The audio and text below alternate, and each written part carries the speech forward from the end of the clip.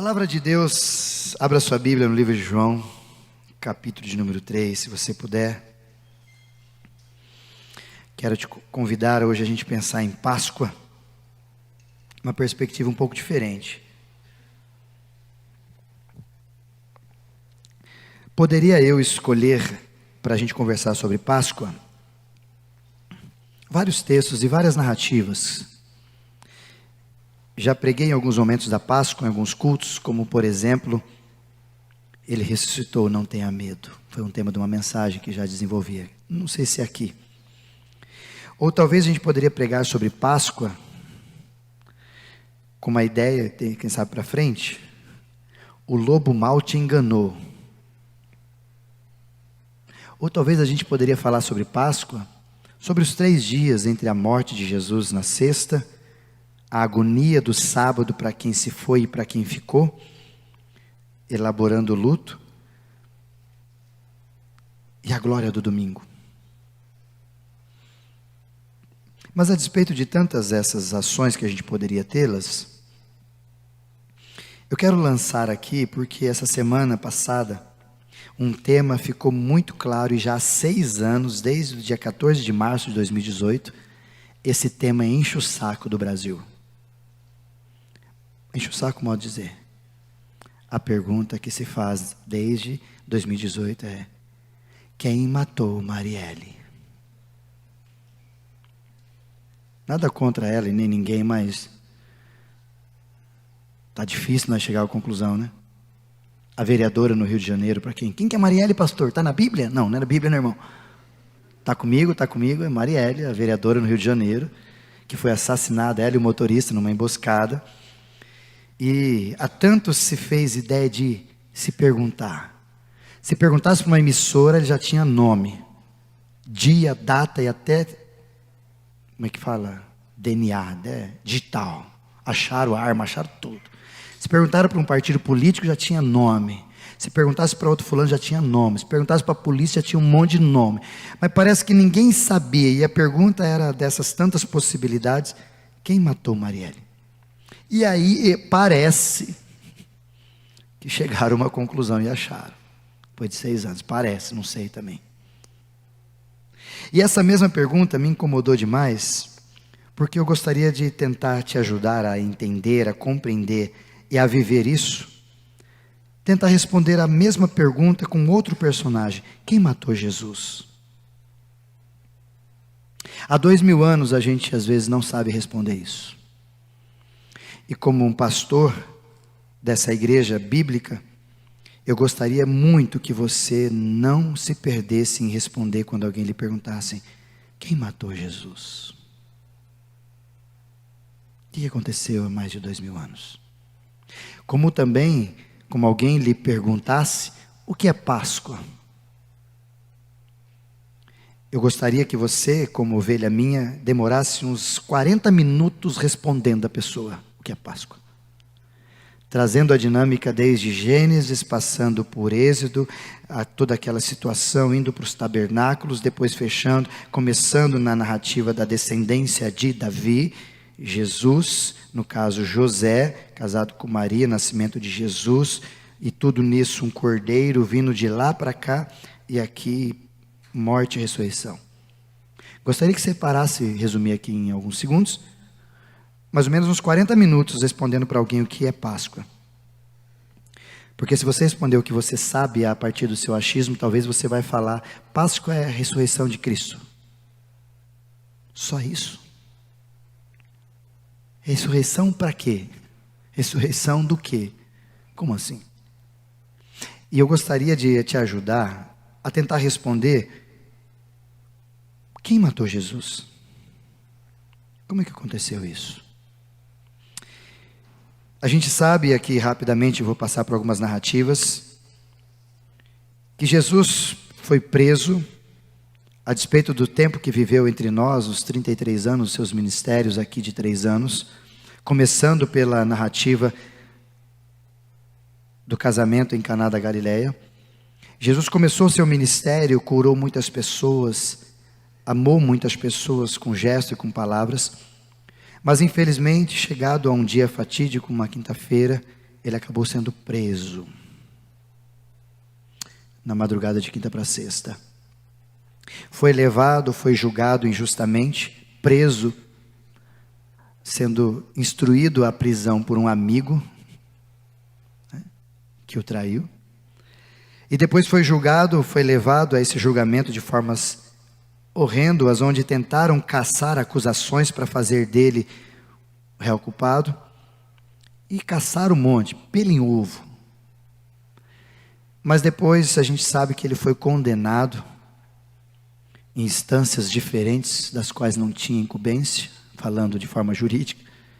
E o fato é que Jesus foi morto. Mas antes de falar da morte, ou desse processo da ressurreição, a pergunta talvez é: por quê? Quem matou? Ou talvez, de uma linguagem um pouco mais abrangente, quem são os responsáveis pela morte de Marielle? Nesse caso, quem são ou quem é o responsável pela morte de Jesus? Trouxe aqui algumas possibilidades que talvez façam parte da sua resposta. Mas eu sinto em dizer, e vou listá-las, nenhuma delas é verdadeira. Não na sua completude ou na sua plenitude, mas não é. Talvez você possa dizer, quando alguém lhe perguntar quem matou Jesus, você possa dizer: foi um traidor chamado Judas. Se ele não traísse, Jesus não morreria. 30 moedas, baratinho. Ou talvez você poderia dar uma segunda opção, que seria: quem matou Jesus foi Caifás, representando os líderes religiosos da época, que queriam porque queriam e ficavam atrás de Jesus por causa do ódio produzido neles pelas ações de Jesus, por causa da raiva, do confronto que Jesus gerava entre eles, então ficavam bravos. A gente precisa eliminar a concorrência. Então talvez você possa responder para quem pergunte a você que quem matou Jesus foram as ações, os desejos, a raiva, o ódio, etc.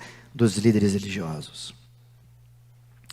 Ou talvez numa terceira opção que eu lhe trago, quem matou Jesus foi Pilatos. Porque era ele o incumbido da responsabilidade de fazer, ou de soltar, ou de prender. Então estava nas mãos de Pilatos a responsabilidade de ou deixa ir ou não. E Pilatos, pangaré que é, em vez de fazer alguma coisa, a gente precisa convidar Keller, Pilatos, para vir num cabra macho. Porque aquele pica-fumo lava a mão e fala: não tem nada a ver com isso.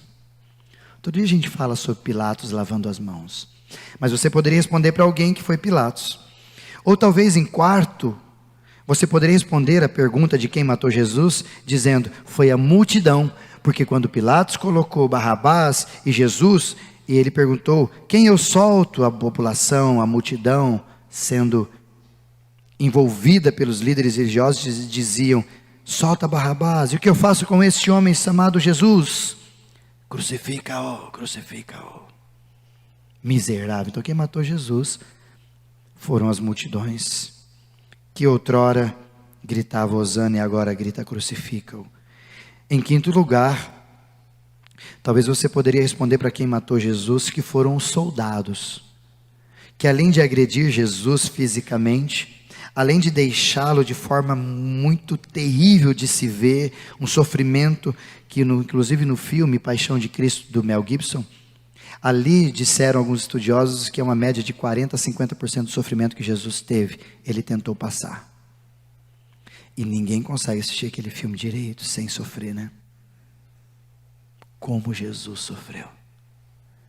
E poderíamos responder a quem nos pergunta quem matou, sendo os soldados, porque os próprios soldados ou os verdugos, que eram aqueles homens que quando Jesus estava lá para ser maltratado e dar uma ajuda e não ser crucificado, na ideia de Pilatos, eles machucavam Jesus. Eles tinham umas madeiras com algumas couros nas pontas esticadas e no final da ponta do couro alguns pregos, algumas lâminas cortantes. E essas 5 a 8 lâminas cortantes na ponta desses couros, dessa madeira, ela jogada e colocava Jesus assim. E aquelas lâminas literalmente grudavam no corpo de Jesus a hora que arrancava. Era pele. era sangue, era dor. Os outros soldados, quando viam Jesus na cruz, na expectativa de que Jesus talvez estava sofrendo ou não, será que ele morreu ou não morreu, pegaram uma lança e aprofundaram um pouquinho na sua lateral, como estava profetizado no Antigo Testamento, tudo já estava certo. Talvez foi esse soldado miserável, porque até ali Jesus estava vivo, mas ele deu aquela lança e ele morreu. Ou talvez você poderia responder dizendo: quem matou, numa questão mais filosófica, até agora eu fui um pouco mais arqueológica ou de certa forma humana, mas agora filosoficamente e teologicamente você poderia responder em sexto e último lugar: quem matou Jesus? Foi o ser humano com os seus pecados. Porque quando ele levou sobre si o castigo e a dor, os pecados que estavam sobre ele, o próprio Pai o abandonou, e ele ali sofreu aquele peso e disse: tetelestai, está consumado. Qual dessas 6 oportunidades e opções você diria a despeito de quem matou Jesus? Sinto em te dizer, mas todas elas até fazem um sentido se você quiser responder. Não está de tudo errado, mas está só dízimo errado. Só está 10% certo. Os outros 90% você não está falando certo. Se você até então respondia essa afirmação de que quem matou Jesus eram essas 6 opções, eu quero te dar uma outra e a opção real e verdadeira que a Bíblia nos traz. Falamos sobre isso semana passada, o Carlinhos pregou sobre isso, e eu quero trazer para você resposta a isso com base bíblica. Primeira coisa que eu queria que você entendesse nessa consideração de quem matou Jesus, quem planejou, quem orquestrou e quem executou todo o plano de matar o Salvador, já tinha sido predito antes da fundação do mundo. 1 Pedro, por favor, Caio, me ajuda, no capítulo de número 1, no versículo 19, o texto nos ensina da seguinte forma, por favor, Caio. 1 Pedro, capítulo 1, versículo de número 19. Mas pelo precioso sangue de Cristo, como que de um cordeiro sem mancha e sem defeito, pode passar, Caio. Presta atenção nessa expressão, conhecido antes da criação do mundo e revelado nesses últimos dias em favor de vocês. O que Pedro está dizendo ali é sobre a soberania de Deus, que Ele conhece tudo antes de, depois, não dá para nós entender. E Pedro está dizendo para nós que toda essa ação, volta no 19, por favor, Caio, esse precioso sangue de Cristo, que foi como um cordeiro derramado, e tal cordeiro sem pecado, sem defeito, no caso do cordeiro sem mancha, perfeito, era Cristo. E tudo isso, esse ato vicário, estava predito, se você gosta de uma expressão mais presbiteriana, predestinado, antes da fundação, versículo 20, Caio, antes da fundação do mundo. Ou seja, esse ato de Jesus morrer na cruz já estava predito há muito tempo. Contudo, mesmo predito há muito tempo, a pergunta talvez que tenhamos que responder é: houve algum aviso? Houve. 2 avisos importantes, 3 melhores aqui que eu gosto de utilizar, que a tipologia bíblica sempre vai nos ensinando como que Deus avisou sobre a cruz, sobre a morte de Jesus, sobre esse acontecimento maravilhoso. O primeiro aviso dele está em Gênesis capítulo 3, por favor, Caio. Exatamente no versículo 15, por favor, Caio. Gênesis 3, versículo 15. Gênesis 3, onde nós temos a queda do homem e da mulher, onde eles pecaram. O texto diz que, porém, inimizade entre você e a sua mulher. Isso chama-se casamento. Entende? Entre a descendência, nós temos inimizade e problemas de casamento por causa do pecado, entende isso? Então, se um de vocês, um de nós, não se render a Jesus e ficar livre do pecado, você vai ter mais trabalho e mais problema do que normalmente você tem. inimizade entre você e a mulher. Os dois são casais. Por isso, outro dia a gente fala mais disso. Entre a sua descendência e seus descendentes, a geração que vem vai dar trabalho. E essa geração que vier, agora ele fala de Satanás, a Satanás ferirá sua cabeça, contudo tu lhe ferirás o calcanhar. Outro dia a gente fala específico desse texto. Mas aí depois disso, pode passar, Caio. A mulher, ele disse algumas coisas, versículo 16, pode passar, Caio. Ao homem também declarou algumas coisas, pode passar, Caio.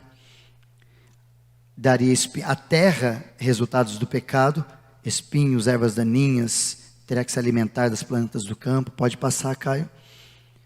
Vai ter que trabalhar, com o suor do seu rosto, comerá pão, até que volte à terra, e etc, etc. Só que aí no 20, começa uma coisa muito importante, olha lá. Adão deu à sua mulher o nome de Eva, pois ele seria mãe de toda a humanidade. Como mãe de toda a humanidade, mãe pecadora, toda a humanidade pecadora. Só que aí, para resolver o problema, nesse primeiro instante, Deus tem uma solução. Qual que é a solução de Deus? Versículo 21, Caio. O Senhor então fez roupas de pele e com elas vestiu Adão e a sua mulher. Aqui está a primeira ideia, o primeiro aviso da Páscoa. Deus, o Pai, que se encontrava com o seu filho, Adão, e era o único que era chamado filho, Adão, filho de Deus. E nesse encontro que ele tinha com Adão, eles se encontravam nus, tanto ele quanto a sua esposa. Mas depois do capítulo 3, no início, quando descobriram, comeram da fruta e descobriram que não estavam mais nus, eles se ajustaram com algumas folhas. Lembram disso? Fechando, dizendo, o que é isso? O que aconteceu com a gente? Só que para eles saírem dali e foram expulsos do jardim do Éden, para ser lançado lá fora, o pai teve uma postura. Deus fez roupas de pele. Pergunto para você, para usar pele, o animal está vivo ou está morto? Então, um animal inocente morreu para que dele fosse retirado parte e colocado para tirar a vergonha do primeiro casal. Isso chama-se Páscoa. E chama-se Páscoa porque um inocente morreu para cobrir a vergonha dos pangaré. Um inocente morreu para cobrir a vergonha de uns pangaré. Páscoa. Mas depois, no capítulo número 22 de Gênesis, por favor, Caio. Deus disse, Gênesis capítulo 22, Caio, desculpa. Não o 22, capítulo 22 de Gênesis. Nós temos uma outra história que tipifica também a Páscoa. Passando algum tempo, Deus pôs a prova a Abraão e disse-lhe, Abraão, e como sempre Abraão disse, eis-me aqui. Isaías aprendeu com ele, pode passar. Então Deus disse assim, toma o seu filho, o seu único filho, a quem você tanto ama, e vá para a região de Moriá, e sacrifica-o como um holocausto, num dos montes que eu indicarei a você. Lembra dessa história? Abraão pega seu filho, não conta para ninguém, só pega os seus moços, seu filho, e vai em direção ao Monte Moriá. E no meio do caminho, quase chegando no monte, alguns andares ainda, algumas distâncias, ele diz, os moços ficam aqui, fica todo mundo aqui, nós pega a lenha, filhão, bora nós. Aí no meio do caminho o filho pergunta para o pai, pai, a lenha está aqui na sua mão, a gente está levando, fósforo está aí, cutelo está aí, cadê o cordeiro? Lembra do cordeiro, 1 Pedro? Abraão, sendo instrumento do Espírito Santo de epifania, que desceu, falou, usou, disse assim, Deus proverá para si o cordeiro. E ao fazer isso, não sei se convenceu Isaac, eu acho que não, pelo menos para mim não convenceria se eu fosse o filho. E Um de nós vai ficar lá em cima, né, pai? Está na cara. Mas acontece a história que eles vão, sobe, o filho é amarrado para fazer como holocausto. Abraão pega um cutelo, levanta esse cutelo, e na hora que ele vai sacrificar o seu filho como ordem do próprio Deus, um anjo aparece e diz: pare. Coloca lá para a gente, por favor, Caio. Se não me engano, versículo 15, confira, por favor. Não, mais para frente, isso. Pela segunda vez, antes, aí já está na segunda, volta no 13, Caio. Abraão ergueu os olhos, o 12, Caio, o 12. Não toque no rapaz, disse o anjo. Não lhe faça nada. Agora eu sei que você teme a Deus porque não negou o seu filho, o seu único filho. Talvez é um texto que parece, porque Deus amou o mundo de tal maneira que deu o seu filho, que não negou o seu filho. João 3,16 impresso ali. E aí o versículo seguinte, por favor, Caio, 13. Abraão ergueu os olhos e viu um carneiro preso pelos chifres nos arbustos ali, e foi lá, pegou e sacrificou como holocausto no lugar do seu filho. Versículo 14. Abraão então deu àquele lugar o nome de o Senhor proverá. Por isso até hoje se diz: no monte do Senhor se proverá. Depois dessa segunda tipificação da Páscoa, isso é Páscoa. É um cordeiro sendo sacrificado em favor de alguém. Mas para melhorar essa tipificação que foi começada a fazer sentido para Abraão e para o povo de Deus, nós temos Êxodo, capítulo 20. Por favor, Caio. Êxodo capítulo 12, perdão. Êxodo capítulo 12. Onde nós temos ali a outra história. O Senhor disse a Moisés e a Arão no Egito. Pode ir passando, Caio. Esse deverá ser o primeiro mês do ano para vocês. Digo a toda a comunidade de Israel que no 10º dia deste mês, todo homem deverá separar um cordeiro ou um cabrito para a sua família, um para cada da casa. Se uma família for pequena demais para o animal inteiro, deve dividi-lo com seu vizinho mais próximo, conforme o número de pessoas e conforme o que cada um puder comer. Pode ir passando, Caio. O animal escolhido será macho de 1 ano, sem defeito, e pode ser cordeiro ou cabrito. Guardem-no até o 14º dia do mês, quando toda a comunidade de Israel irá sacrificá-lo ao pôr do sol. Passem então um pouco do sangue nas laterais, nas vigas superiores das portas das casas das quais vocês comerão o animal, nos umbrais, lembra? Naquela mesma noite comerão a carne assada no fogo, com ervas amargas e pão sem fermento. Pode ir passando. Não comam a carne crua, nem cozida em água, mas assada no fogo, cabeça, pernas e vísceras, completo. Não deixem sobrar nada até pela manhã. Caso isso aconteça, queime o que restar. Pode ir descendo.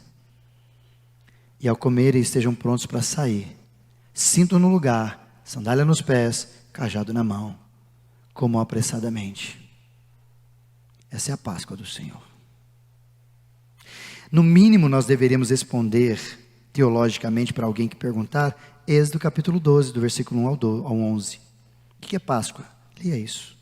Só que ao ler isso para a nossa cultura, para o tempo presente, a pessoa vai falar: não entendi. Óbvio que não vai entender. Até porque o que Deus está falando através do livro de Êxodo, é a tipificação daquilo que vai acontecer num outro momento que desde a fundação do mundo já estava planejado. E esse planejamento tem um executor real e verdadeiro, que está em Isaías 53 e também em Romanos. Quero ler Romanos capítulo 8, por favor, Caio, me ajude. Romanos capítulo 8, eu preciso que você tenha essa base bíblica para você responder, tá? Versículo 32, Caio, por favor. Romanos 8, 32. Paulo falando: aquele que não poupou o seu próprio filho, mas o entregou por todos nós. Presta atenção. Mas aquele que não poupou o seu próprio filho, mas o entregou por todos nós. Vamos para Isaías 53, último texto desse momento. Versículo 1, Caio. Quem creu nessa pregação? Quem foi revelado no braço do Senhor? Pode ir descendo. Ele cresceu cresceu diante dele como um broto tenro e como raiz da sua terra seca. Ele não tinha qualquer beleza, majestade que o atraísse. Nada havia na sua aparência como se desejássemos. Pode passar. Foi desprezado, foi rejeitado pelos homens, um homem de dores, experimentado no sofrimento, sofreu bastante, como alguém com quem os homens escondem o rosto, foi desprezado e nós o tínhamos como estima. Certamente ele tomou sobre si as nossas enfermidades, sobre si levou as nossas doenças. Contudo, nós o considerávamos castigo por Deus atingido e afligido. Mas foi ele transpassado por causa das nossas transgressões. Foi ele esmagado por causa das nossas iniquidades. O castigo que nos traz a paz estava sobre ele, e pelas suas feridas fomos curados. Todos nós, como ovelhas, nos desviamos, cada um de nós voltou para o seu próprio caminho. E o Senhor, numa tradução está dizendo, e o Pai, fez cair sobre o Filho a iniquidade de todos nós. Pode continuar, Caio. Ele foi oprimido, afligido, contudo não abriu a sua boca, como um cordeiro foi levado para o matador, e como ovelha que diante dos seus tosqueadores ficou calado, ele não abriu a sua boca. Com julgamento opressivo foi levado, e quem pode falar dos seus descendentes? Pois ele foi eliminado da terra dos viventes por causa das transgressões do meu povo, ele foi golpeado. Pode descer, Caio. Foi-lhe dado túmulo como os ímpios, e com os ricos em sua morte, embora não tivesse cometido violência alguma e nem houvesse nenhuma mentira na sua boca. Contudo, foi a vontade do Pai em esmagá-lo, em fazê-lo sofrer. Embora o Senhor tenha feito a vida dele como uma oferta pela culpa nossa, ele verá a sua prole e prolongará os seus dias, e a vontade do Senhor prosperará em sua mão. Até aí só, Caio. Deixa nesse texto 10.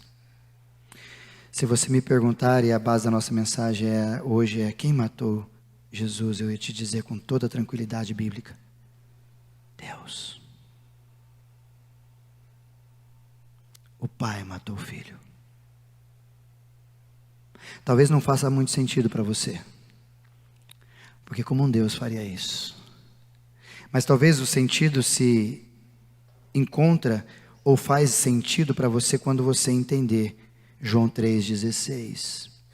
Porque Deus amou o mundo de tal maneira que deu o seu Filho unigênito, para que todo aquele que crê não pereça, mas tenha a vida eterna. Por isso, qual a motivação de Deus, do Pai, ter matado o Filho? Amar. Pastor, mas pode-se amar assim ao ponto de matar? Não sei. Mas esse tipo de amor e esse tipo de ação não tem a ver com o que eu vou fazer depois, porque é algo sobrenatural. E talvez aqui a gente precise entender e aprender, e é o que eu quero discorrer rapidamente em verdades para você. Por que faz sentido? Por que eu preciso, eu e você, entender e aprender que quem matou Jesus foi o próprio Pai, por causa de algumas coisas importantes que só o Pai e o Filho podem fazer, mais ninguém. Os soldados, Pilatos, e toda aquela possibilidade que a gente citou aqui, de 6 possibilidades, são apenas estruturas que faziam parte do cenário, coadjuvantes no processo, até pessoas que nem sabiam por que estavam lá. Mas o detentor, o organizador, aquele que executou todo o projeto, nasceu no coração de um pai que ama um filho. Ou melhor, no coração de um pai que ama filhos. Por isso eu quero trazer para você entender alguns textos e algumas verdades para a gente levar para casa. E você passar a sua Páscoa um pouco mais constrangido. Porque você descobrir que o pai matou o filho por causa de você, você deveria no mínimo ficar constrangido. Sim ou não? Você deveria no mínimo olhar para cima e chamá-lo de pai um pouco diferente, porque o que ele fez, ninguém fez. Por isso que a nossa Páscoa, infelizmente, o lobo mau, diversificou, mudou, mexeu, fez a gente comer, porque chocolate nos agrega, né? Nos agrada, né? Claro que agrada. Quem não gosta de chocolatinho? Estava delicioso, inclusive. Quem não gosta de chocolate? Mas tudo são sutilezas do inimigo para desviar a verdade do que a gente precisava. Se você observar Gênesis, Êxodo capítulo 12, quando vai falar sobre realização da Páscoa, a ideia é: comam rápido, comam sem fermento, comam prontos. Por quê? Porque você precisa entender que a Páscoa deve nos constranger a despeito do que aconteceu. E por que Jesus morreu e por que o pai matou o filho?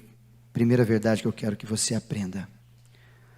Porque só o pai, entregando o seu filho sem pecado para morrer por nós, nos removeria a culpa do pecado. A palavra de Deus é muito clara, inclusive em Romanos capítulo 3, Caio, quando ele diz, versículo 23, porque todos pecaram e carecem da glória de Deus. Deixa eu explicar de forma bem simples, didática. Digamos que esse cordão aqui é o jardim do Éden, aqui é o mundo. Adão e Eva estavam aqui vivendo com Cristo, vivendo com Deus, com o Pai, aquela maravilhosa, no final da tarde, coisa boa. Só que eles pecaram e foram expulsos. E eu e você nascemos do lado de cá, não nascemos do lado de lá.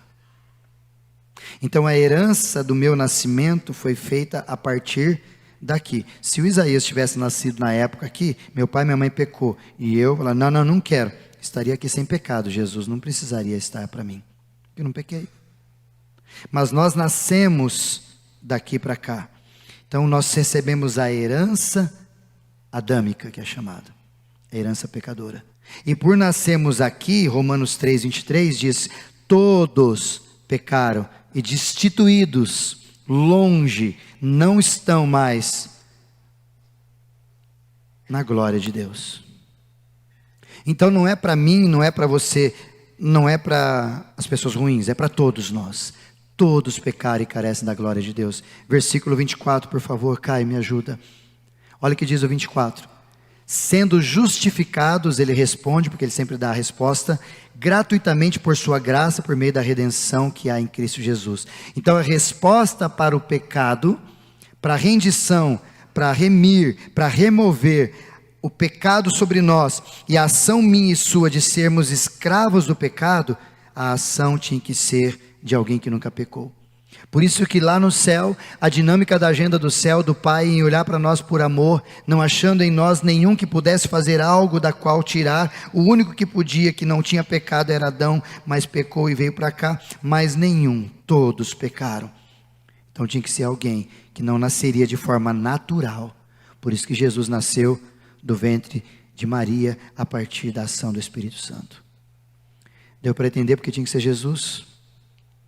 E Jesus fez isso, texto muito claro em Romanos capítulo 3, por favor, Caio, me leva ao versículo 9, só para a gente entender antes do 23, que concluiremos então, se estamos na posição de vantagem? Não, jamais, já demonstramos que tanto o judeu como o gentio estão debaixo do pecado, todo mundo, como está escrito, não há um justo sequer, nenhum pangaré, tudo está na roça.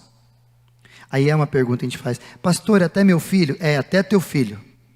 Mas é inocente nos seus olhos, você sabe que ele não é, porque ele sacaneia com você quando ele quer mamar, então não é tão inocente, você sabe disso.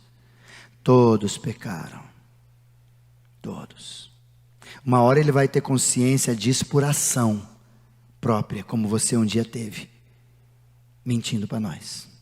Dizem os especialistas que a primeira palavra do pecador é mentir, é quando uma criança mente para os seus pais. Mente porque quer comer, não quer, essas coisas todas. Mas todos destituídos. Pode passar. Versículo 11. Não há ninguém que entenda, ninguém que busque a Deus por nós mesmos. Tudo isso, palavras de Paulo a nós como doutrina. Todos se desviaram, tornaram-se juntamente inúteis. Não há ninguém que faça o bem. Não há nenhum sequer. Sua garganta é como um túmulo aberto. Olha o que ele fala de nós. Com uma língua que engana, veneno de víbora está nos seus lábios.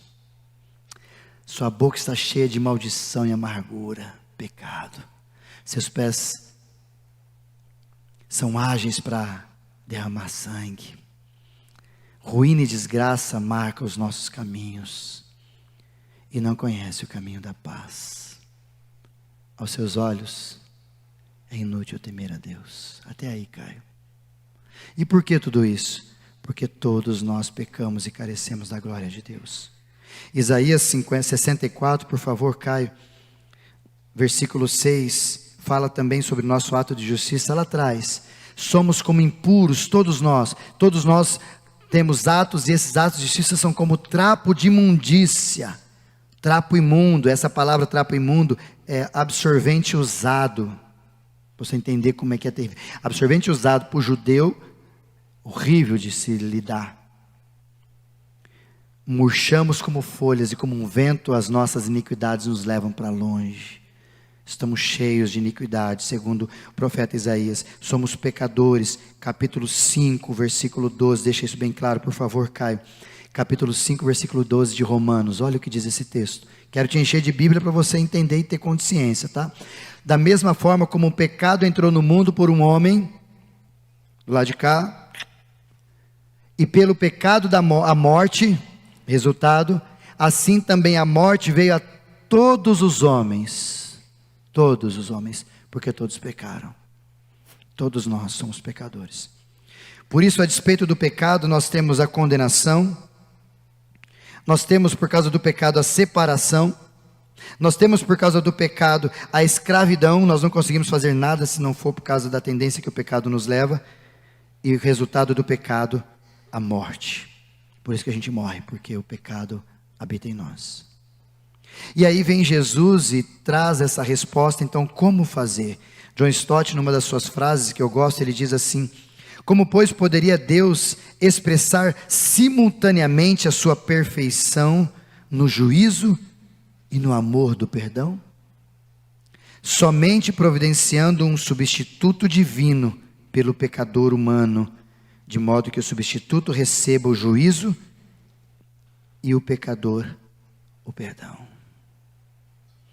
O que Stott está falando para nós, a despeito de tudo que nós falamos aqui, é que o pai, motivado pelo amor, entrega seu filho, moe o seu filho, para que eu e você pudéssemos ter essa libertação primeira de ser escravos do pecado. Apóstolo Paulo, em 2 Coríntios, Caio, por favor, versículo 5, 21. 2 Coríntios 5, 21. Deus tornou pecado por nós, Deus tornou em Jesus pecado por nós, aquele que não tinha pecado, para que nele nos tornássemos justiça de Deus. Ele pegou todos os pecados e sobre Jesus foi colocado. João capítulo 1, versículo 29, eis o Cordeiro que tira o pecado do mundo. Por isso a gente precisa entender nessa primeira ideia, eu quero que você guarde essa verdade, que a primeira motivação, além de amor, a primeira ideia que Deus tinha por enviar seu filho e matar o seu filho, para mim e para você, é para nos libertar do pecado. Livro de Romanos capítulo 6 vai dizer para nós, por favor, Caio, versículo 20, Romanos capítulo 6, versículo 20, olha o que diz: quando vocês eram escravos do pecado, vocês estavam livres da justiça. Pode descer, não, Caio? Que fruto colheram então das coisas das quais agora vocês se envergonham? O fim delas sempre é morte por causa do pecado. Mas agora vocês foram libertos do pecado e se tornaram escravos de Deus. O fruto que colhem leva à santidade, e o seu fim já não é mais morte, mas vida eterna. Pois o salário do pecado é a morte, mas contudo o dom gratuito, graça de Deus, é a vida eterna que você adquire em Cristo Jesus, que por sua vez, por ser tratado como escravo, agora se torna seu Senhor, e eu e você escravo de Cristo. Por isso aqui a gente precisa, eu quero deixar esse desafio para você.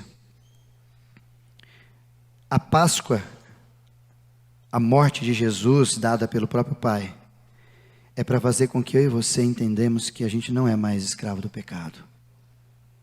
E isso lhe serve para ser problema. Tem uma bênção. Somos livres do pecado. Tem um problema. Você pode não pecar.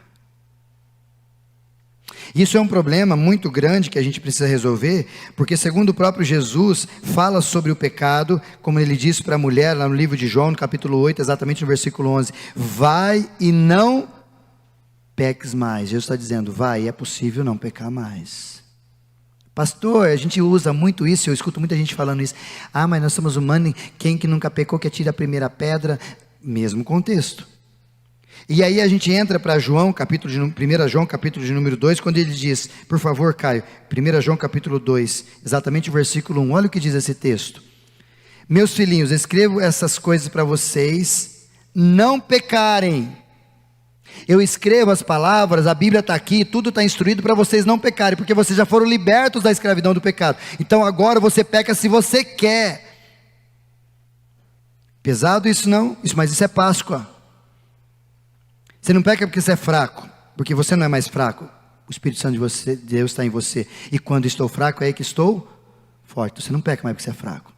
Você não peca mais porque você é carne, porque agora não é mais carne que domina a gente. Agora é o Espírito Santo de Deus, se você se encontrou com Jesus em Páscoa. Então você não é mais desse jeito. E aí vem ele. Mas, se porém, porventura, se acontecer de você pecar pela fragilidade de quem nós somos, vai ter o intercessor. Mas a gente pega essa ideia do intercessor, dizendo, eu sou pecador mesmo e não tem problema pecar 2, 3, 10 vezes por dia, tá de boa. Não, se vocês pecarem, mas eu escrevo essas coisas para vocês não pecarem.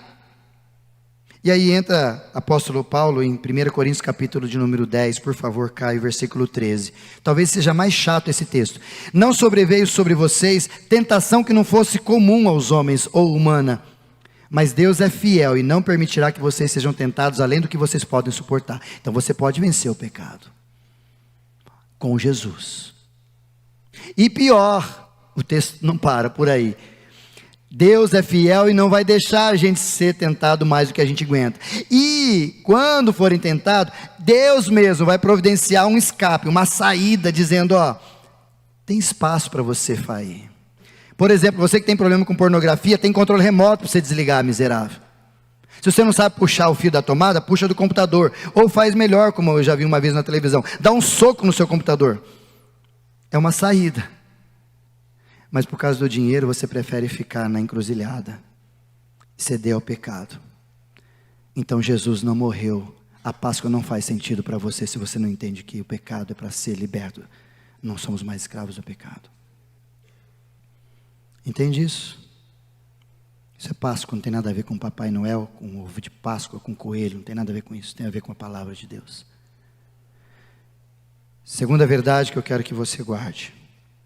Se a primeira, o Pai nos ama tanto para nos restaurar e nos livrar de escravidão do pecado, a segunda é que Ele veio, enviou o seu Filho para morrer por nós, desejou esmagá-lo, para que o nosso relacionamento com Deus transitasse de criatura e criador para filho e pai.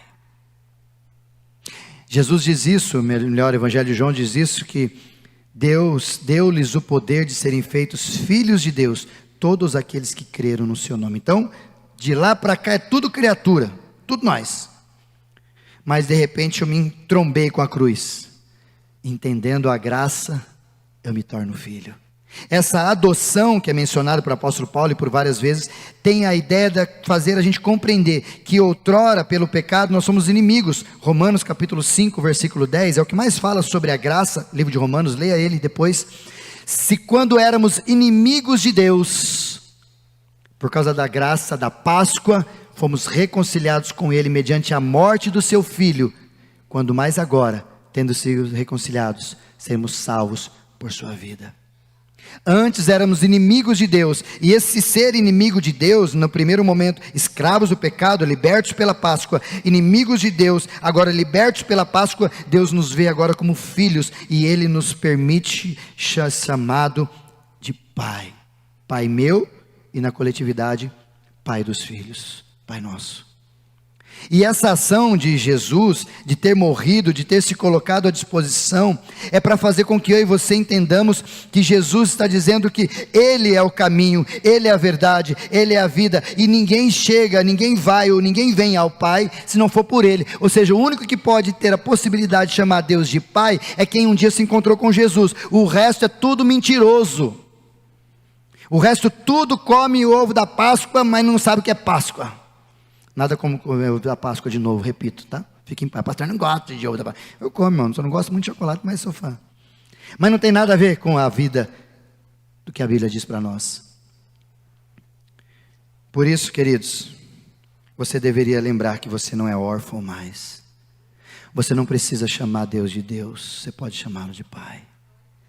Você não precisa mais olhar para o céu e ficar com medo de um Deus que está querendo te julgar, brigar. Não que Ele não vá fazer isso na sua dinâmica de atributos, mas nós precisamos entender a filiação. E Jesus várias vezes fala sobre essa filiação, sobre essa paternidade, de que agora para os filhos há herança, para os filhos há algo diferente, para os filhos tem algo que o pai quer dar, que criatura não recebe. Por isso que a Páscoa é para fazer a gente entender que Deus enviou o seu Filho para restaurar o relacionamento dos filhos com o pai, porque o primeiro aqui era filho de Deus, daqui para cá virou tudo criatura de Deus por causa do pecado, mas Jesus vem como primogênito, e a palavra primogênito é o primeiro filho. João 3,16 fala que antes dele ser primogênito, ele é unigênito, porque Deus amou o mundo de tal maneira que deu o seu unigênito, único filho. Então até a cruz consumada, Jesus era o único filho de Deus, salvo Adão, o segundo Adão. Depois que ele morre e ressuscita, depois que a Páscoa concretiza, ele é primogênito. Eu sou o outro, você é o outro, nós somos os outros e somos todos irmãos do irmão mais velho, chamado Jesus. E a gente pode chamar Deus de Pai. Se a gente pode chamar Deus de Pai, você precisa aprender uma coisa muito importante. O Pai te ama e faz de tudo para estar com você. O texto que eu preguei lá em Limeira foi a parábola do filho pródigo, e a gente já falou um pouquinho sobre ela aqui. Quando o filho se arrepende, o pai na porta da porteira ali, na porteira do sítio, ele olha o filho de longe e o pai corre ao encontro do filho. Lutero usa uma expressão muito linda quando fala disso, ele diz assim: o nosso Pai é o único Deus que corre ao encontro dos seus filhos. Já recebeu um filho assim? Está lá, está cá. O nosso Pai, o nosso Deus não é aquele que fica olhando, aguardando. Não, a Páscoa fez a gente entender que o Pai corre atrás dos filhos. Por isso você deveria ficar um pouco mais em paz, porque você tem um Pai que cuida de você. Assim como seus filhos dormem bem à noite e não acordam na madrugada perguntando para você se vai ter café da manhã, se vai ter almoço, se vai ter água para tomar banho, se vai ter alguma coisa, você também deveria, como filho, se comportar como filho, já que você tem um Pai que cuida de você. A ter certeza de ter um Pai é saber que a gente pode viver em paz. Mas terceiro e último, não menos importante, Romanos 8, 32, por favor, Caio. Além de Deus ter enviado seu Filho, matado seu próprio Filho para morrer por mim, por você, Ele fez isso para que fôssemos libertados da escravidão do pecado, fôssemos restaurados de criatura para filho. E em terceiro, para que Ele pudesse em nós e através de nós revelar o seu amor ágape. Por isso que Ele adentra, por isso que o Espírito Santo produz em nós isso. O fruto do Espírito é amor, alegria, paz, longanimidade, benignidade, mansidão, bondade, fidelidade, domínio próprio. Contra essas coisas não há lei. E o livro de Romanos 8,32 diz assim: aquele que não poupou o seu próprio filho, como já lemos, mas antes entregou por nós, como não nos dará? Aqui entra a verdade dessa terceira e última ação. Você acha que Ele não nos vai dar, juntamente com tudo isso, todas as coisas? Você acha que Deus fez tudo isso para você viver uma vida mesquinha? Você acha que Deus fez todo esse projeto, viu dos céus o filho, podia ter mandado o anjo, podia ter feito outras coisas, podia ter preservado o filho orando, olhando, chorando, e o pai olhando, não podendo fazer nada pelos seus atributos reais e leais? Você acha que ele fez isso para quê?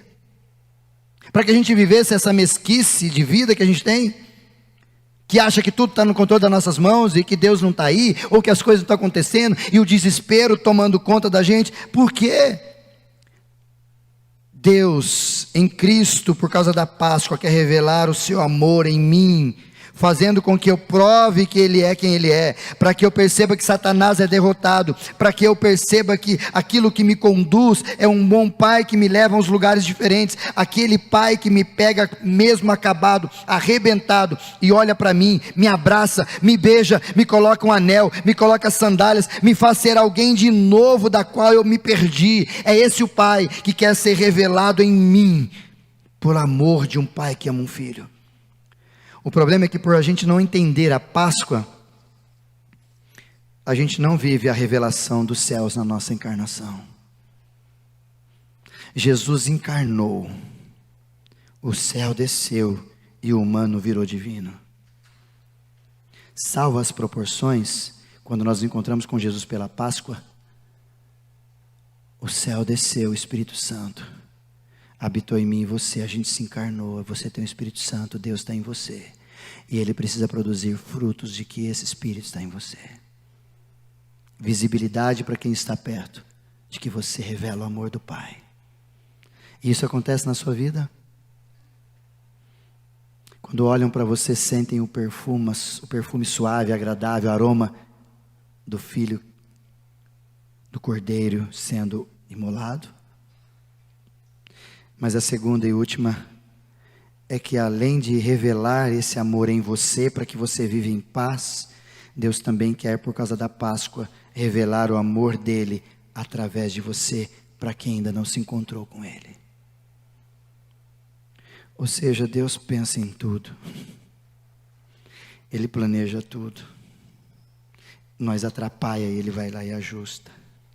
Nós dá as nossas mancadas, Ele vai lá e, apesar de nós, faz as coisas fluir.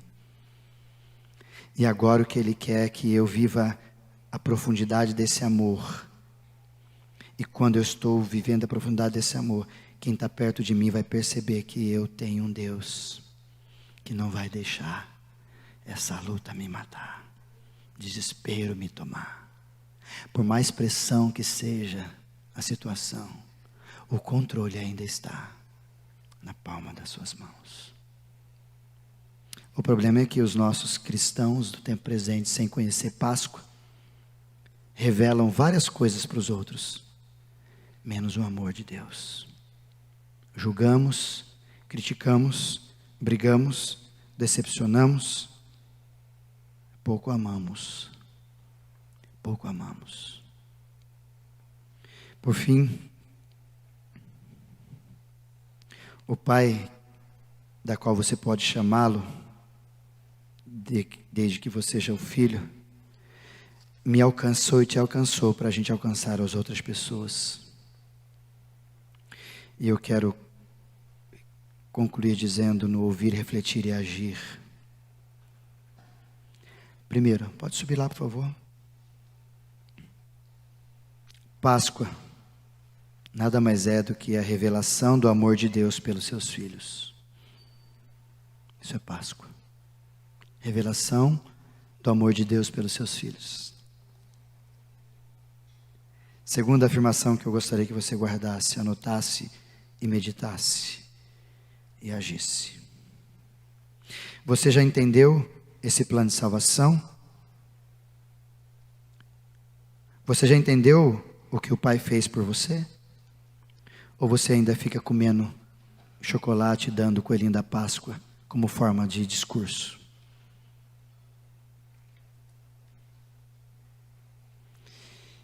E por último, não menos importante, pelo contrário, a Páscoa é para revelar a mim e a você que Deus permitiu que o seu filho morresse naquela cruz, para revelar em mim e através de mim o amor dele. Eu espero que nesse domingo que você vai almoçar com a sua família, ou que você vai passear, ou na segunda-feira, na terça-feira, depois dessa Páscoa de hoje, eu espero muito que você tenha tido consciência de que Deus matou, esmagou o seu próprio filho para libertar a gente da escravidão do pecado, para trazer os filhos de volta ao Pai e para fazer a gente ser a revelação do que o Pai quer fazer com a gente quanto filhos no mundo. Por isso que eu sempre falo para vocês, Jesus, a primeira coisa que Deus veio fazer com a gente é matar nós. Por que matar nós? Porque Ele tem que trabalhar com a gente. Somos pecadores sim, mas em Cristo nós podemos não pecar. Matar nós, porque mesmo em meio à caminhada da vida, mesmo em meio a essa substância que a gente vai vivendo dia a dia com as pessoas, a gente precisa revelar e testificar o amor de Deus, custe o que custar. Isaías 53 diz para nós que Jesus, quando morreu, ficou satisfeito. E como eu disse domingo passado, na minha última palavra, no momento da canção, eu espero que quando Jesus olhe para mim, Ele olhe para mim e fale: valeu a pena ter morrido por esse cara. Olha, valeu a pena ter morrido por você. Será que Jesus olha para nós e faz isso? Se você tem dúvida, eu desafio você a faça valer a pena o que Jesus fez. O preço que foi pago foi alto. O preço que foi pago foi alto. E assim Ele fez, só porque me amou.